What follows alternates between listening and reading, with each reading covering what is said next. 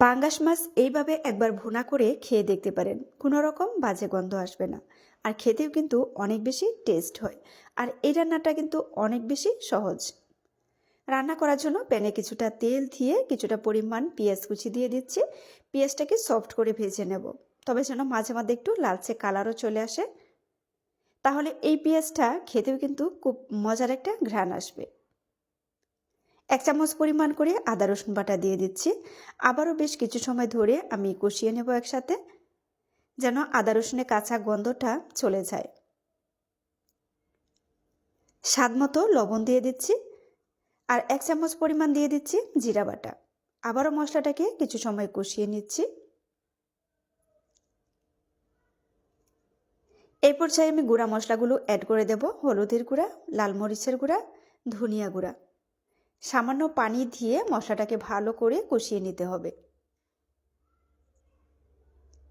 এই রেসিপিটি কিন্তু একদম ঝটপট করা যায়, তবে এটা খেতেও কিন্তু অনেক বেশি মজার হয়।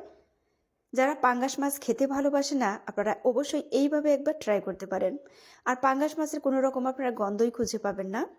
আপনি বুঝতেই পারবেন না যে আপনি পাঙ্গাস মাছ খাচ্ছেন নাকি অন্য কোনো মাছ খাচ্ছেন। তো পাঙ্গাস মাছের টুকরোগুলো দিয়ে এখন মশলার সাথে আমি কিছু সময় কষিয়ে নেব। তবে আপনারা চাইলে মাছটাকে একটু ছোট করে কেটে তারপরেও কিন্তু অ্যাড করতে পারেন।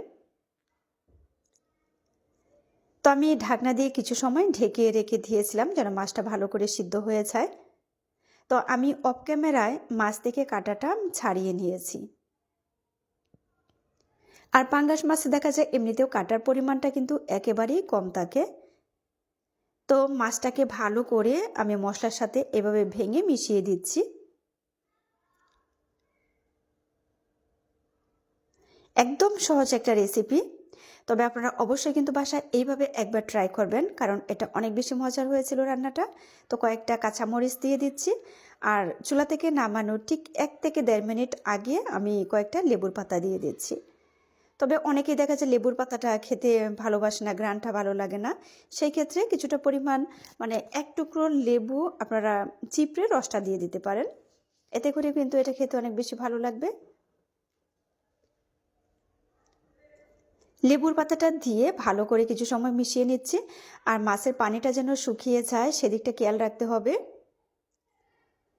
আর শুধু তেলটুকুই কিন্তু থাকবে। ভালো করে আমি মিশিয়ে নিয়েছি। যাদের কাছে সহজ রেসিপি ভালো লাগে পেজ ফলো করে পাশে থেকে সাপোর্ট করবেন প্লিজ। ফাইনালি আমার রান্নাটা কিন্তু একদমই কমপ্লিট। তো আমি এখন চুলা থেকে নামিয়ে নেব। তো রেসিপি এতটুকু যদি ভালো লেগে থাকে ফ্রেন্ডস অ্যান্ড ফ্যামিলির সাথে শেয়ার করতে ভুলবেন না। আর অবশ্যই কমেন্টের মাধ্যমে জানিয়ে দিবেন যে রেসিপিটা আপনাদের কাছে কেমন লাগলো। সবাই ভালো